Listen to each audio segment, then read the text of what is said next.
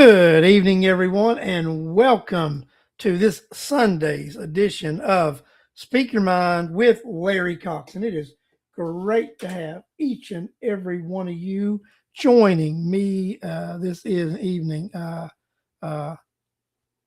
Lisa, yeah, you're in the right spot, Lisa. This is where you need to be. You're right here. You're on the show. So thanks everybody. Thanks for joining us tonight. Tonight we're going to have state court candidate Justin Kinney joining us to talk about his campaign to become your next state court judge here in good old Rockdale County. So I'm not going to waste any time, right?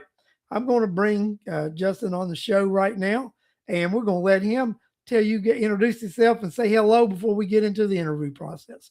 So, without any further ado, let's click the button. Justin, welcome to the show. Good evening, Larry. How are you doing this evening? I am doing fantastic. We do magic, get you right in here, right? Yes, sir. So, Justin, why don't you introduce yourself and tell the people who you are and why you're running? Certainly. For those who don't know me, my name is Justin Kinney, and I'm running for the Associate State Court Judgeship here in Rockdale County. It's a vacant seat that is being left vacant by Judge Richard Reed. I am running because I am the most experienced candidate seeking this position. I've built a career that has built me to get to this point. I've been practicing law for 16 years. I've started my own practice, and I try cases. And as I have said on the campaign trail, to preside over cases, you have to have tried cases. And I have vast experience in so doing. So I think I can best serve the citizens of Rockdale County in that capacity. And I just simply hope they give me their vote come May 19th. I hear you. So, that's what we want to know, that little intro. But Justin, you know what? Tonight on the show, we're going to find out who the real Justin, that show, will the real Justin, what's your line, right?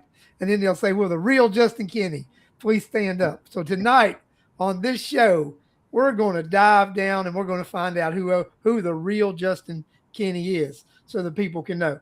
First, what I want to do, I'm going to talk to the audience a little bit.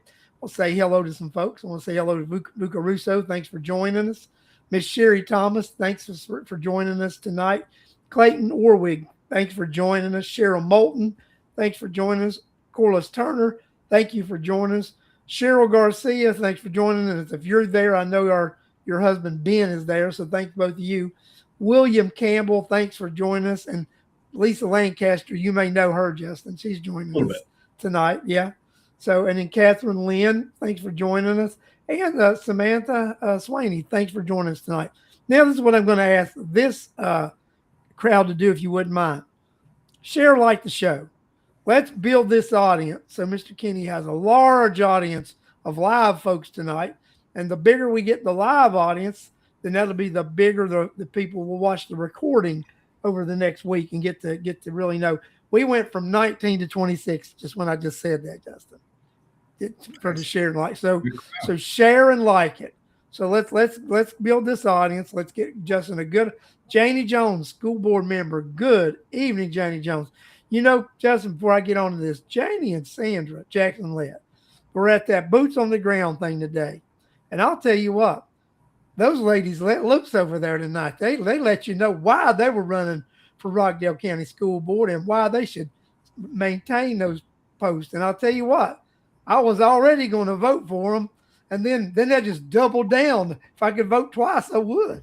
But yeah, they doubled down tonight. George Kilichek, welcome to the show. So, but yeah, thanks everybody for joining. So we're going to start off tonight. Justin, from what I understand, you are a product of Rockdale County. How'd that come about? Tell us about the early life of Justin Kinney in Rockdale County. Oh Lord. So I was born and raised in Rockdale. So attended C.J. Hicks Elementary School, graduated Rockdale County High School in 2002, and left to go to college to Vanderbilt. So that's where I met my wife, my now wife, and then went to Mercer Law School to get my law degree. And I apologize. My dogs are going a little crazy in the background. I was hoping that wouldn't happen, but they get a little, Tucker Cox does that every now and then. This audience is used to a friendly dog atmosphere because they know Tucker Cox gets the reign of this house. So well, yeah, now we got two more. Tucker's got somebody to compete with in the background. Yeah. But yes, sir. After I graduated Mercer Law School, I came back home to work, but was not getting back to the early days. Yeah, So I even think you had a local job, and I want to talk about that, Justin. I mean, so you were a homegrown prodigy here, right? You grew up in Old Town area.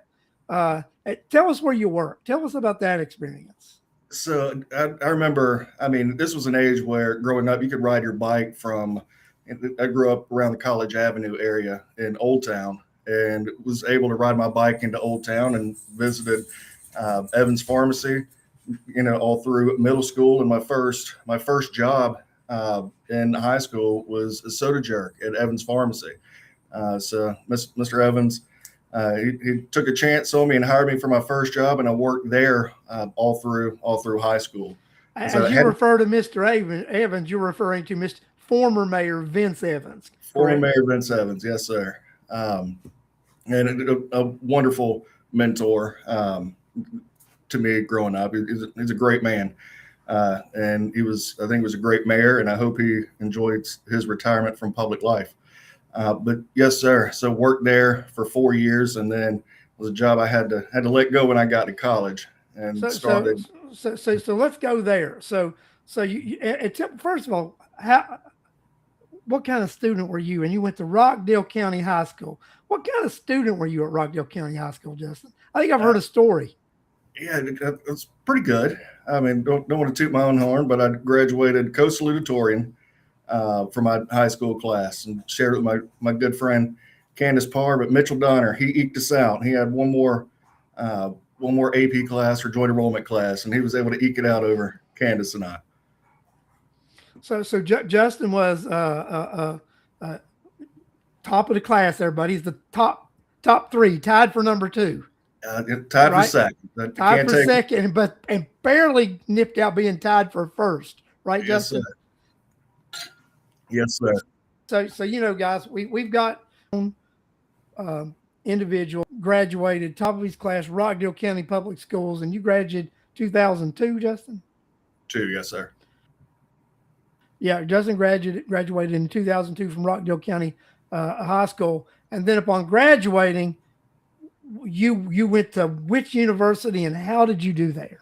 Went to Vanderbilt and studied political science and economics, and picked up a math minor because, to be honest, at that time I wasn't certain if I was going to law school or graduate school for economics when I first started, and was one class shy of a mathematics minor for economics if I was going to go to grad school. So picked that up, graduated magna cum laude from my graduating class in 2006.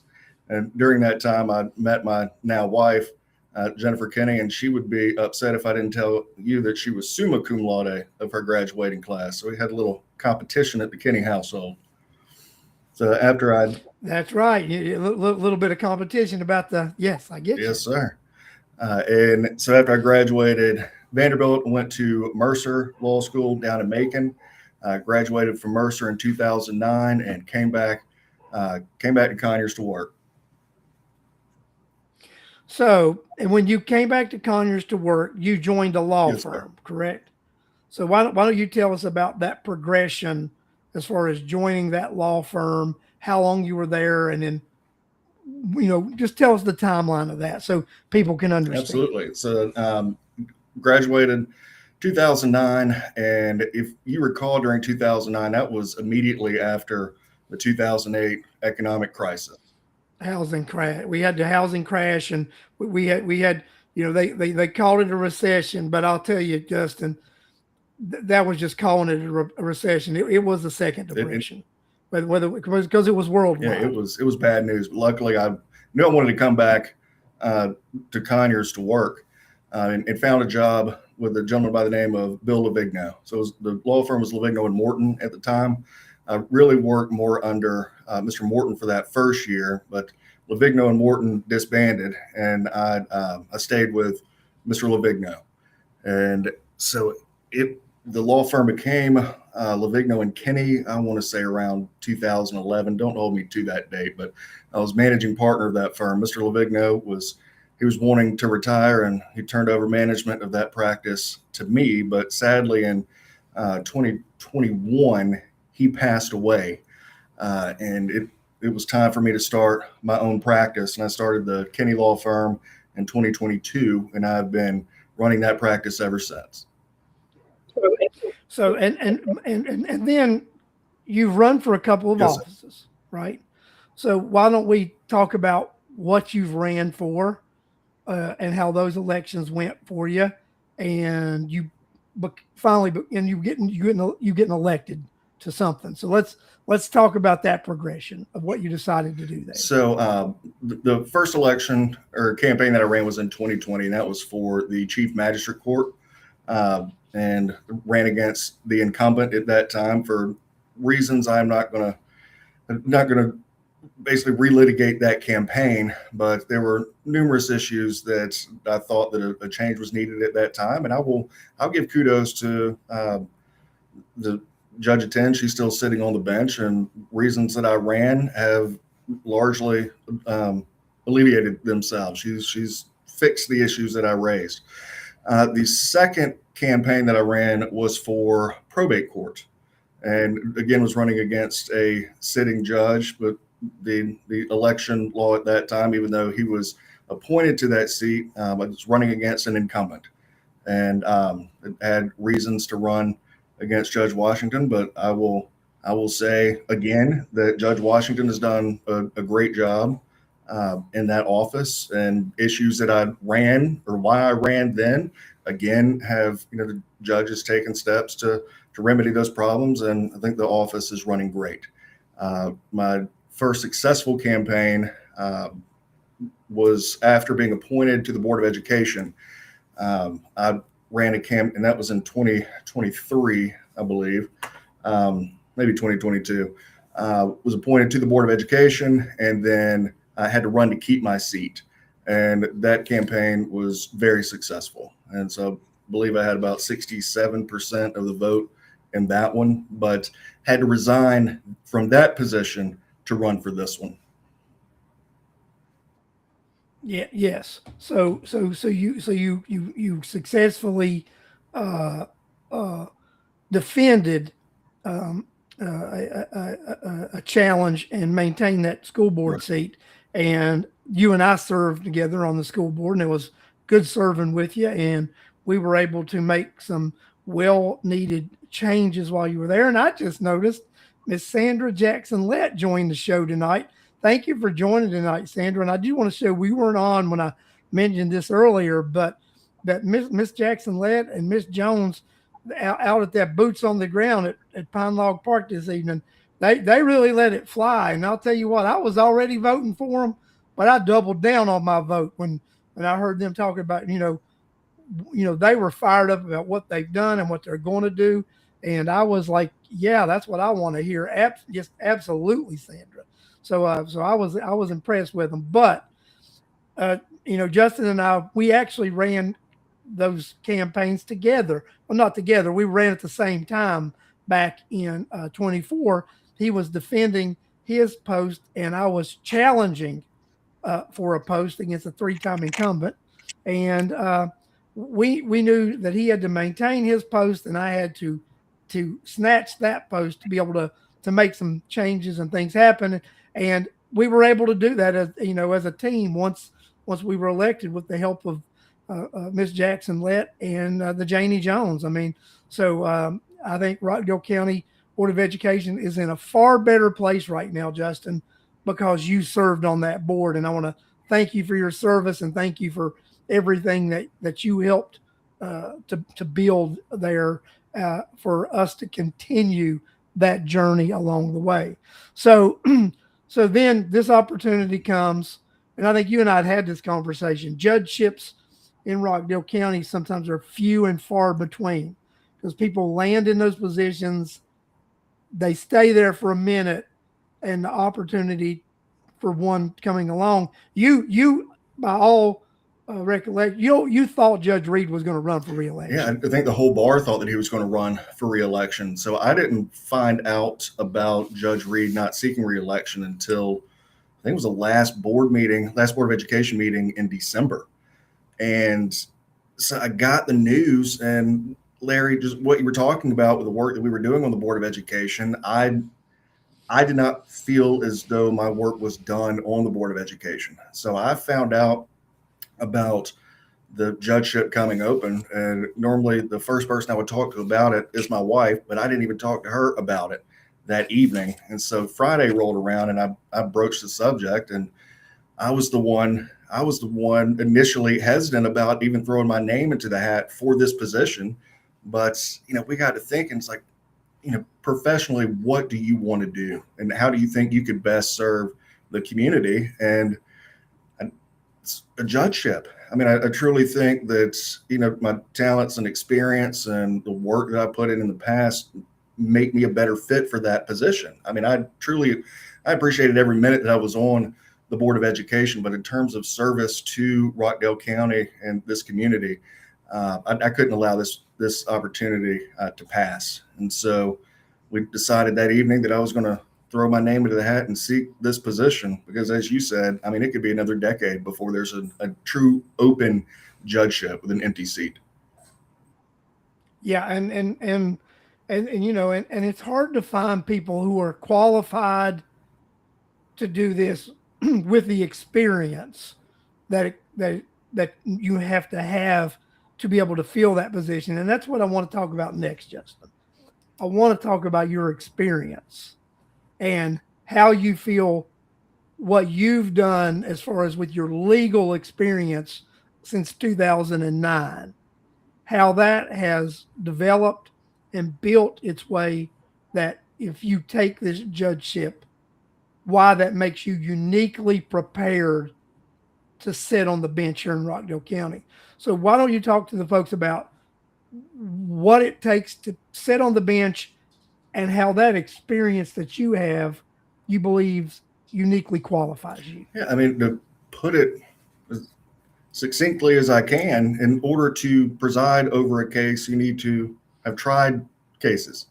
In 2009, I was sworn in November 5th of 2009, and I'm telling you, within a week, I was in a courtroom by myself handling, it was a simple child support matter, but to me, that was the biggest case in the world, having been sworn in for about 7 days.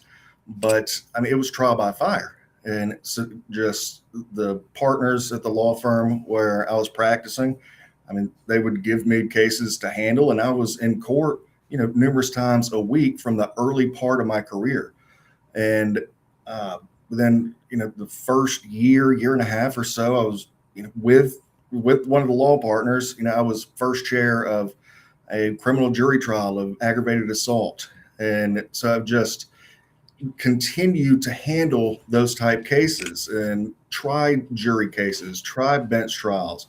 But I've tried cases from something as simple as a landlord-tenant dispute down in magistrate court where no jury sit, to murder. My most serious case was a murder trial a few years ago that got picked up by 48 hours. So I have run the gamut in the types of cases that I take. A lot of attorneys will focus on criminal defense, or they'll handle only civil cases. Well, I handle both civil and criminal, and a judge that's sitting in the state court is going to have to be able to handle those type cases as well. And trial judges are not formed in boardrooms. They are formed in courtrooms, and trying a jury trial case is a wholly different issue than presiding or practicing in a case where no jury trials are held. So there's that I bring to the table the experience necessary to start presiding over jury trial cases. So, Justin, if you would just have to throw a wild number out there, how many cases have you presided over the last 17 years? Because it's 17 years, right? 16 and a half. Yeah. So Ooh, how much? What? Just throw a wild number. What do you think the number of cases in general, and then what would you think as far as jury cases? so the jury cases are they're less frequent, Yeah, I but know because you guys settle all the time, and I think everybody right. knows that. But how many cases do you think you've actually done your in your not in your 17 years? We're going to call it 17, close enough to be 17. Yeah, I mean, I would think a year, like jury trial cases, bench trial cases. I'm doing multiple bench trial cases. Sometimes a week. But I mean, at least once a week, I'm in a courtroom. So I am. I've made a comment at one of these forums that the sitting judges in Rockdale County. I feel like I see them some weeks more than I see my own family, just because I'm in there. But I mean, I'd hate to sell it. You've done well over 1,000 cases. Yeah, I mean, I would. Yes, in 16 years, absolutely. Maybe a couple thousand. I don't know. I would have to go I back mean, and but look. it's a lot, right? It It is a is, lot, right? So and I guys, mean, so and yeah, you can look it up. I mean, if anybody wants to look it up, at least in Rockdale County, you can go to the Superior and State Court Clerk's website, and you can look up attorneys I, and see the caseload. this is what I actually recommend everybody to do, Justin. This is such a important thing. I recommend voters to go look up everybody running for judge in this county to find out, you know, what what have they done? Where have they practiced? How many cases? Right. So I Right. think that's an important thing to know that their experience is there. Right. So in my line of work, right. So I just had to do this last week. So we were bidding some jobs, and those jobs required X number of years and so many projects under your belt before you can even bid it. So I had to put my name down on there. I got 32 years of experience in this industry, and the number, you know what I mean? So a lot of times, contractors are disqualified for even bidding a project, Justin, because they don't meet the experience credentials, right? Right. So, but that, and Renee Simpson did not only judges, but all candidates. But I'm specifically talking about you can go and look up these judges and see how many cases they've tried, right? Yeah, we should all look up everybody who's running for office, but specifically judges, we can go back and look and see what kind of experience do they have. You mean, they practiced for every number of years and they've only done 3 or 4 cases, then maybe, what I mean, Clayton Norwig, trust but verify experience. And I like that, right? Trust but verify. And that's all we're asking. Someone says something, then I want to verify it. I never take anybody's word for, I'm sorry, you guys hearing this, but I don't take anybody's word for mostly anything. I actually trust but verify. Thank you, Clayton, for that. I like that terminology. So, Justin, so as we talk about this work experience and we talk about, you've done criminal cases, you've done lawsuits, you've done property disputes, you've done all these things. What type of cases would you be hearing as a state court judge? So the state court is designed to take cases away from the superior court so that the superior court can handle the more difficult cases that the jurisdiction only befalls the superior court. So things that are going to stay in superior court are things like felonies, land disputes, suits against government, certain writs, cases in equity. So the carve out of all of that is going to be the misdemeanor cases in Rockdale County. Your traffic citations and violations go to the state court as well. And it's also going to be really like money judgment suits. So contract disputes, motor vehicle accidents, torts, those type cases will be at the state court level. Gotcha. And what do you think the most challenging part of state court is? I mean, in terms of the case law, probably volume of cases. I mean, I pulled a report that you've got almost 15,000 cases that are filed in state court, both criminal and civil. So, I mean, it's a lot of grinding out. I mean, they may not be difficult, but I mean, you may have 100 cases on a calendar at the time. So my son's telling me hello. I see that. Hello, Phoenix, and thank you for joining in the audience here on Speak Your Mind. If you've got a question for your dad, you just go ahead and type it in there, Phoenix, and we will make sure that he answers it. You've got my promise on that, young man. So go ahead, Justin, finish your statement. But yet, so just the overall caseload, I mean, it's truly voluminous. But what Chief Judge McCray has started, which I agree with, is starting a night court that would allow some of our folks who have to avail themselves of the court services if they picked up a traffic citation to prevent them from having to go to court and take time off. They can elect to have their case heard. I believe it's the third Thursday of every month. He's only doing one a month, right? One a month, right? And that's easy to manage and schedule. And people, it's far enough out that if somebody has to do it, they can schedule it also. Right. And I mean, it's just another court day to get these cases managed and deal with the caseload. So that's, I like that initiative about that. And then you would actually be working with another state court judge. There would actually be two of you, correct? Yes, sir. So it would be you and then Judge McCray, who is on the ballot, but he's unopposed. So when he votes for himself tomorrow, he wins. So just so we all know, whoever that first person is that votes for Judge McCray tomorrow, you've given him his victory. So just so we all are on set with that. So Justin, you've got that, and you've done all this education and prepared yourself. But when you came back to Rockdale County, and even when you got elected to the school board and you given back there, but you're still involved in the community, and the community knows you, right? So why don't you talk a little bit about the things that the boards and the organizations and the community work that you've done in Rockdale County, so that people know, hey, he's not just running for. He's always been doing things. So what have you been doing?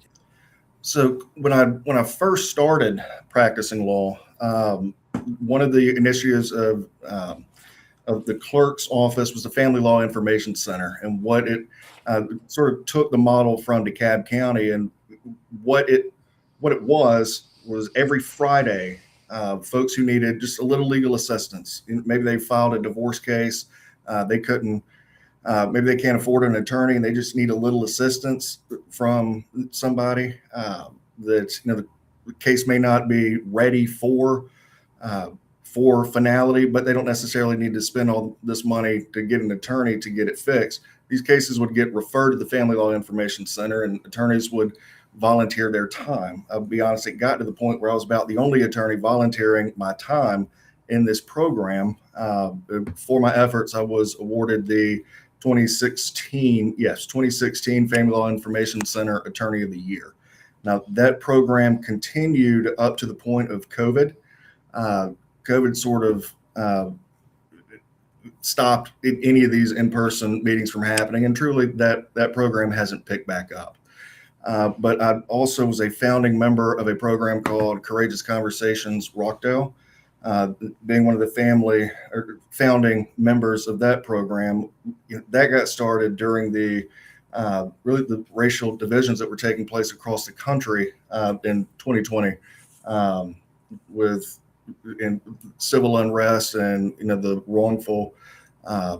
wrongful use of police force that was really running rampant at that time. And so what this diverse group of community members wanted to do is just have conversations about what was going on, just so everybody could share their own stories and perspectives and do what we could to stop this from happening in Rockdale, spreading to our community. So we extended that program. To the Courageous Conversations Youth, where we went into the high schools with the program as well. Was also appointed to Mayor Evans' Diversity and Inclusion Committee with several influential folks in the community. Let's see, what else have I done? Obviously, the Board of Education and volunteering in classrooms, affiliated with that experience as well. You've done the Reading Bowl. Reading Bowl, yeah. So I was about to get to done that. This is my third year volunteering for the Helen Ruffin Reading Bowl, and I am a member of Kiwanis, and I was by the readers of the Rockdale Citizen, I was named the 2024 Attorney of the Year and the 2025 Law Firm of the Year. I'm gonna take that 2025 one as Lawyer of the Year as well, because I'm a solo practitioner. Well, yeah. I guess I got to give kudos to my mom. My mom, she answers my phones for me, so she needs to get some kudos for that win as well. Well, and I do want to, we got a couple of things here from our audience I want to go throw out here first. So Board of Commission Chairperson Janice Van Ness put a comment out there, and I'm going to put it up here. So it is like, Night Court is so helpful to the citizens. Thank you for your interest in running an efficient court that will best serve our community. And then I want to put John Logan ask a question. Let's put John's question up here. In your opinion, what is the main responsibility of a sitting judge? It's getting cases disposed of as efficiently and quickly as possible. That look, nobody wants their case to sit into perpetuity and not get reached by a judge. I have practiced in numerous counties across the state of Georgia, and yes, the law is the same, but how cases get handled, vary dramatically.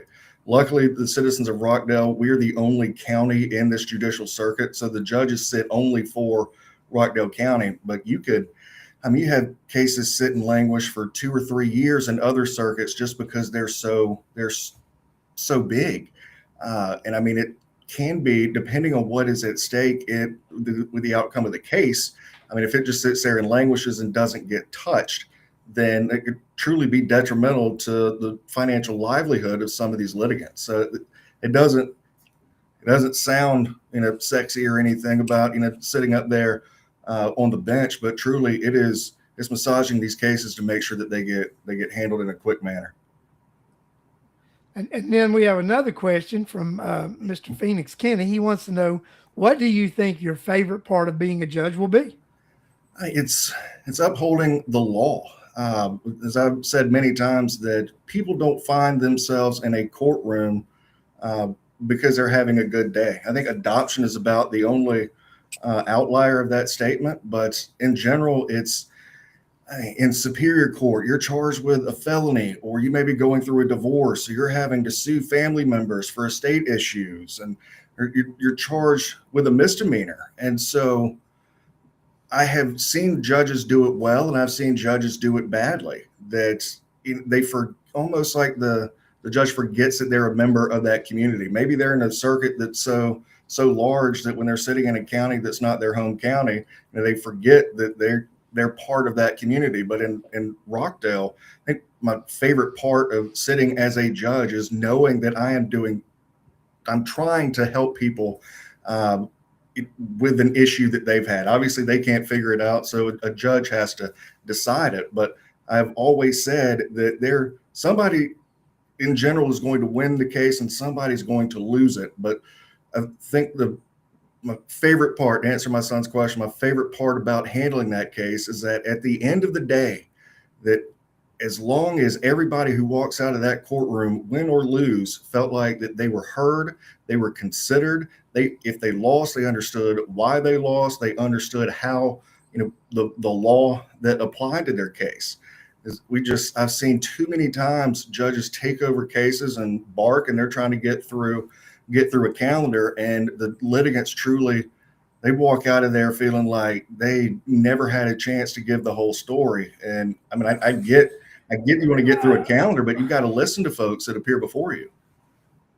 I think that's sort of the follow-up that Mr. Logan just asked is what weight, and I figure that's due, you give to the way judges treat attorneys in their court. I've And I think that's sort of what you just said. yeah, I mean, I've not to call out any judges, but I mean, I've had, look, I'm going to advocate for my client. And I, I was paid to do a job. I was paid to advocate for a client, present their case. I don't take kindly really to a judge getting in the way of that advocacy. I mean, the most talkative person in a courtroom shouldn't be the judge. You know, once the case has been presented, of course, I mean, you may have some questions to ask that, you know, wasn't really hashed out. You know, maybe there were some holes in the evidence that was presented. I mean, mistakes happen. But the judge, as Cheryl said, the judge has got to be respectful to the lawyers that appear before them. I mean, I've had pens slammed down on desks that come flying over and land in front of counsel table because a judge wouldn't allow me to get my client's story out and get all the relevant information out, and gets upset at me. But that can't happen. That can't happen in a courtroom. A judge has got to allow these litigants to present their case. They spent, you know, the litigant themselves, if there's an attorney, spent good money on that attorney, and the judge needs to allow that attorney to earn his keep. So I will Justin, I don't think you're going to rule on any cases that would do what Cindy talked about. Because if you know, traffic court, civil litigation, I don't think we have to worry about that. I mean, as far as that goes, I want to do a little bit of double side here, since somebody mentioned something like that. It wouldn't be Justin's job to advocate for the conservative side or the liberal side, but for the side of justice. Because isn't that why Lady Justice wears what? She's blind. Where's the blindfold? Blindfold. So no judge should advocate for any political direction. That's my opinion. Right. I mean, the judge's sole rule is to be faithful to the law.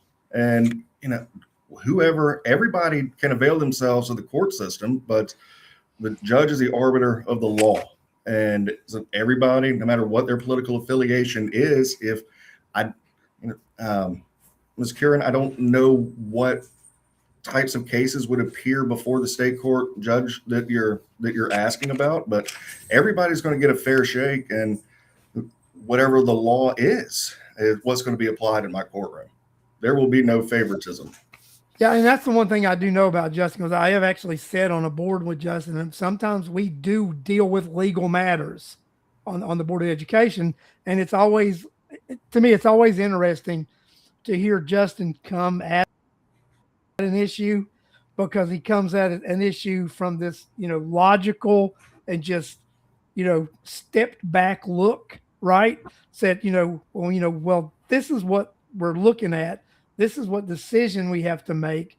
And he's always taken emotion out of it. And I've always respected that, because it's, you know, and that's what it is. It's you know, and this is, I think also it would be more to say, John Logan, what is your opinion on legislating from the bench? I fully believe that we have three branches of government, and a judge is not there to legislate. He's there to apply the law. Exactly. Apply the law. That's it. So I may not agree with it, but I've got to apply it as was passed by the General Assembly and signed into law by the governor, or, you know, Congress with federal law and signed into law as president. I may politically disagree with something that has been passed, but if that is the law of the land, that's what I have to apply, and that's what I'll do.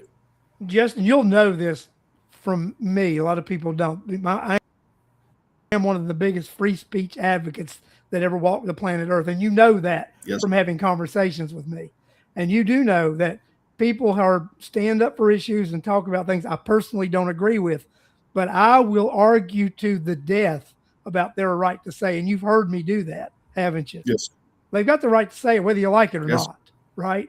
And when we stop people from saying and speaking their mind and speaking truth, then we run the risk of tyranny. That's, in my opinion, we run the risk of tyranny in this country is when we stop people from speaking in public, and we don't let them speak what's on their heart and their mind. I think there's where we end up maybe going array in this country. But let me tell you guys, you guys, and that's the thing about it. I mean, I've talked to several people, and we've all got that opinion about Justin, that he is going to be somebody who applies the law and doesn't rewrite the law. And if we're looking for a judge that does that, I mean, right there you got Justin Kinney. I mean, he's that kind of judge. He's that kind of person who will be that kind of judge, right? I mean, that's just, you know, the way it goes, whether people like it or not. And I wanted to mention something else. Somebody in here. Oh, Samantha Swaney actually made a comment. I'm going to put it up here. You've shown up for every single event any teacher ever asked you to attend. And I can attest to that Justin would go to anything that he's asked to go to by any teacher or educator in this county. If he was asked to show up, he showed up. And that's just that dedication to a job and dedication to the community. And I believe that same work ethic you will see from Justin Kinney as a judge. That will be that he would show up. And I told our superintendent when I tendered my resignation that it would not be the last time that she saw me in Rockdale County Public Schools, that I would continue to be a resource and show up anytime that they needed me to. Well, I will say this: when your replacement, Tanya Bloodworth, was sworn in, you were there that evening. We had our honors awards this past Friday at Salem High School, and Lord and behold, I looked about 5 or 6 rows behind me. Justin Kinney was at the honors awards there that evening at Salem High School. So, yes, Justin Kinney has continued to show up at Rockdale County Public School events, just like he told Superintendent Chesser that he would, and he has. And because I've seen him at these events, and you know, we thank you, Justin, for still caring about the community and showing up for the community. Well, I appreciate it, and I'll continue to do so. I mean, I firmly believe that healthy community, there's got to be buy-in with the education system, and we have to support it in any way that we can. And so I will continue to do that, and I hope all elected officials that they will also do so, and stakeholders. I mean, these students in these schools, they need any bit of assistance that you can offer to them. So if you get a call, I strongly encourage you to show up. So Stacy Bonner Lewis, I'm going to put this one up there, Justin, because you know people need to see people's comments. Definitely have seen Justin at Heritage Fine Arts Program events. This was a good one up here, Justin. This is Lisa Lancaster, your mom. When did you decide you wanted to be a judge, and why? She's coming at that by a story. Now that is my mom. Tell the story that my brother is 5 years older than I am, and so he and I, we would, as brothers do, get in fights. But I was the skinny nerd, and he was the athlete, and so it was never a fair fight. So I decided at a young age that I was going to become a judge so that I could throw him to jail when I got of age. So that's sort of when I started thinking about becoming a judge, but truly with an actual understanding of what it takes to be a judge since law school. That's why I wanted to go to law school, and that's why I have had such a wide array of experience in the types of cases that I take, is because I wanted to get the experience in the types of cases that a judge would have to manage. So, I mean, you know, Justin, I think that, you know, you've played a good case here this evening, right? I think you've done that, right? You've talked to people about, you know, growing up, being a product of Rockdale County, born, raised here, worked here as a youth, graduated with honors from a high school here in this county, went and represented this community well at university and in Mercer Law. And then you chose to come back, which a lot of people don't do, right? You came back to actually work where you came from. A lot of people see the bright lights of somewhere else and they go somewhere else and takes it. It is very rare that someone brings the talents back to their community. So I want to thank Justin, first of all, for bringing your talents back to your hometown, bringing them back to your community, because we need more people doing that. We need more people bringing back their talents to Rockdale County and this community to make it thrive. And I thank you, and I'm sure the citizens of this community thank you also for doing that. Is believing in Rockdale and bringing your talents back here to thrive. Justin, you know what? We've been on here and we talked a lot, right? So I think what we're going to do is we're going to let you do one last spiel, tell the people why they need to vote for you, why it's important to get out and vote, and then we're going to let them have the rest of their Sunday evening. Sounds good. Well, I'll be brief. We have been talking a while.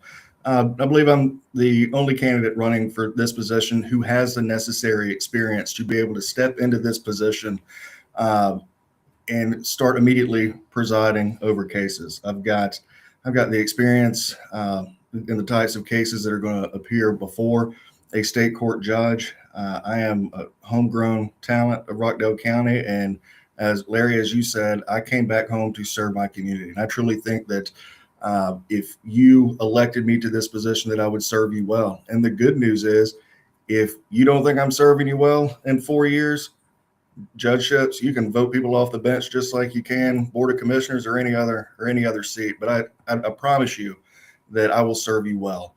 If you want a yard sign or support the campaign, you can go to my website, electjustinkinney.com. Now that is Kenny, Kenney.